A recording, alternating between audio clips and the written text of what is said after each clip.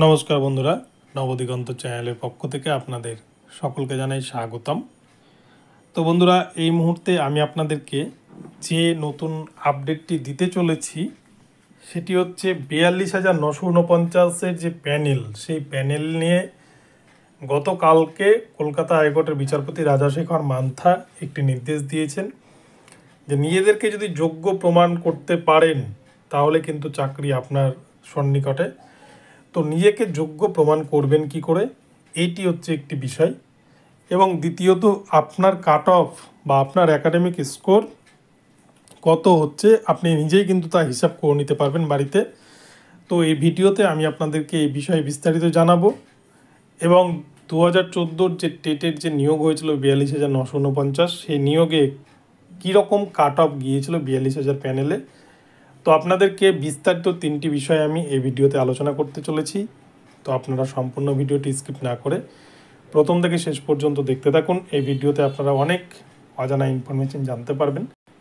তবে তার আগে বলে রাখি, যারা প্রথমবার আমার চ্যানেলে এসেছেন আপনারা কিন্তু অবশ্যই আমার চ্যানেলটিকে সাবস্ক্রাইব করে দেবেন, কেননা এই ধরনের আপডেট প্রতিনিয়ত প্রতি মুহূর্তে নতুন নতুন আপডেট পাওয়ার জন্য এবং সবার আগে এই ধরনের আপডেট আপনার কাছে পৌঁছে দেওয়ার জন্য আপনারা অবশ্যই কিন্তু চ্যানেলটিকে ফলো করতে থাকুন। তো চলুন আমরা তাহলে আজকের এই আপডেটটি বিস্তারিত এবারে দেখে নিই। তো বন্ধুরা, আপনারা ইতিমধ্যে কিন্তু সকলেই দেখে নিয়েছেন গতকালকে কলকাতা হাইকোর্টের বিচারপতি রাজাশেখর মান্থা কীরকম নির্দেশ দিয়েছে। 2014 প্রাইমারিতে যারা বঞ্চিত হয়েছিলেন, 2014 প্রাইমারি টেট পাস, যারা 42,949 প্যানেলে নিজেদেরকে বঞ্চিত মনে করেছেন বা যারা কোর্টের দ্বারস্থ হয়েছেন, তো এখানে বিচারপতি রাজাশেখর মান্থা কিন্তু বলেই দিয়েছেন যে আপনাদের সকলকে নিজেদেরকে যোগ্য প্রমাণ করতে হবে। অর্থাৎ আপনার যে কাট অফ, সেই কাট অফ যাতে যে চাকরি পেয়েছে তার থেকে বেশি হতে হবে, তাহলে কিন্তু চাকরিটি আপনার ধরুন যে হাতের সন্নিকটে চলে এসছে। তো এখানে সব থেকে আগে যে বিষয়টি জানতে হবে যে আমরা একাডেমিক স্কোর বের করব কি করে, আমরা কত পেয়েছি সেটা বের করব কি করে। তো এই বিষয়টা আগে আমাদের জানতে হবে।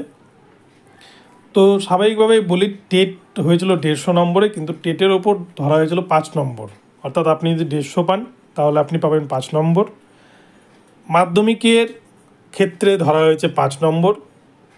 আপনি যদি মাধ্যমিকে 100% নাম্বার পান তাহলে কিন্তু 5 নম্বর পাবেন। সেইভাবে আপনারা হিসাব করে নেবেন মোবাইলে ক্যালকুলেটরের মাধ্যমে।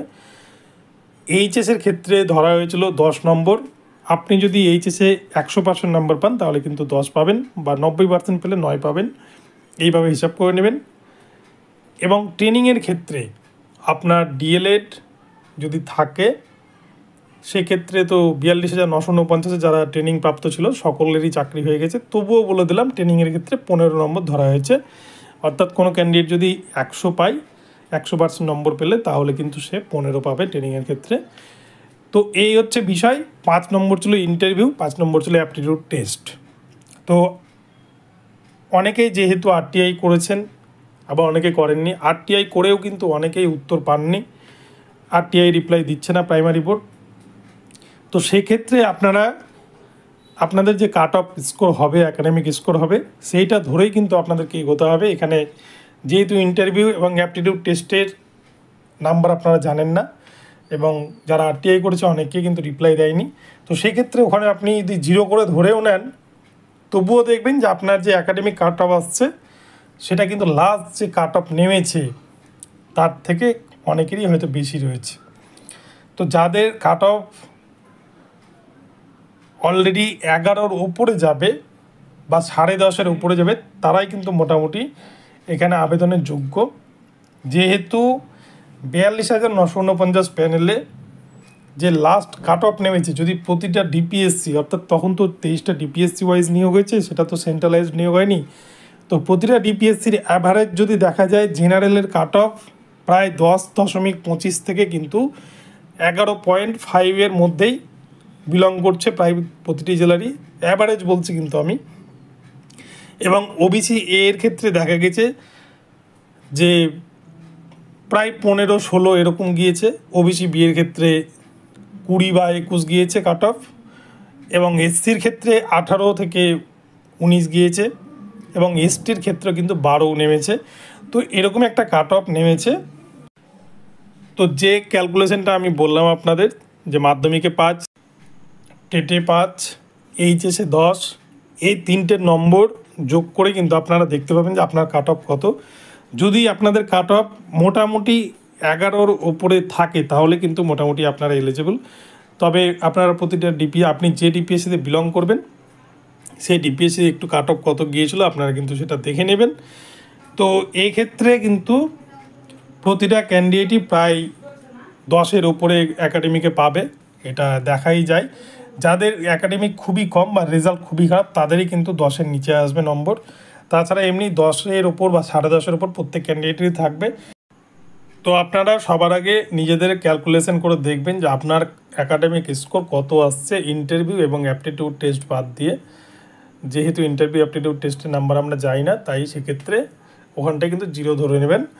এবং এরপরে দেখবেন যাদের কাট অফ বেশি থাকছে 11-র উপরে থাকছে আপনারা কিন্তু কোর্টের দ্বারস্থ হতে পারেন। তবে তার আগে আপনার ডিপিএসসিতে দেখবেন যে লাস্ট যে কাট অফ সেটা কিন্তু কত নেমেছিল, এই বিষয়টি একটু খেয়াল রেখে এগোবেন। তবে প্রতিটা ডিপিএসসিতে অ্যাভারেজ কিন্তু জেনারেল কাট অফ প্রায় 11.5-র মধ্যেই শেষ হয়ে গেছে। 10 থেকে 11.5, 10.25 থেকে 11.5 অবধি নেমেছে, যার ফলে কিন্তু প্রতিটা ডিপিএসসি কাট অফ এরকমই দেখা গিয়েছে। এবং আরও একটা বিষয় রিজার্ভেশনদের ক্ষেত্রে দেখা গিয়েছে যে রিজার্ভেশন ক্যান্ডিডেট যারা রয়েছে তাদেরকে কিন্তু রিজার্ভেশনে রেখে দেওয়া হয়েছে, তাদেরকে জেনারেলে কনভার্ট করা হয়নি।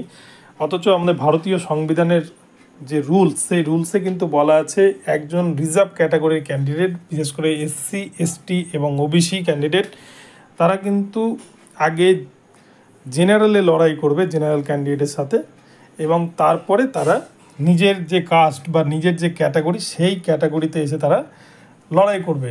কিন্তু 42,949-এর ক্ষেত্রে উল্টোটা দেখতে পাই আমরা।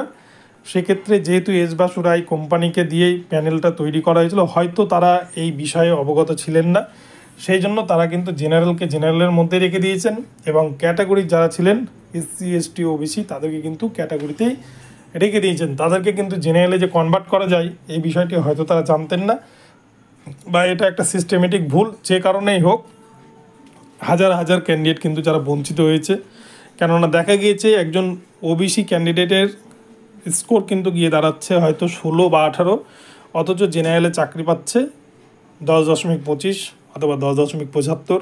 তো এটা তো কোনোভাবে মেনে নেওয়া যায় না। এই বিষয়গুলো কিন্তু সামনে আসছে। তো আগামী 9 তারিখের 5% মামলাতেও অনেক বিষয় সামনে উত্থাপিত হতে চলেছে। এবং এছাড়াও 32,000-এর প্যানেল কিন্তু অলরেডি সিঙ্গেল বেঞ্চের নির্দেশে বাতিল রয়েছে, সেটারও মামলা চলছে তপব্রত চক্রবর্তীর বেঞ্চে। তো দেখা যাক ঠিক কী হয়। তো আপনারা এইভাবে কিন্তু আপনাদের ক্যালকুলেশন করে হিসাব করে জানতে পারবেন যে কত আপনি পেয়েছেন, টোটাল স্কোর কত হচ্ছে। এইভাবে কিন্তু আপনারা নিজেকে যোগ্য কিনা সেটা আপনারা ঠিক বুঝতে পারবেন।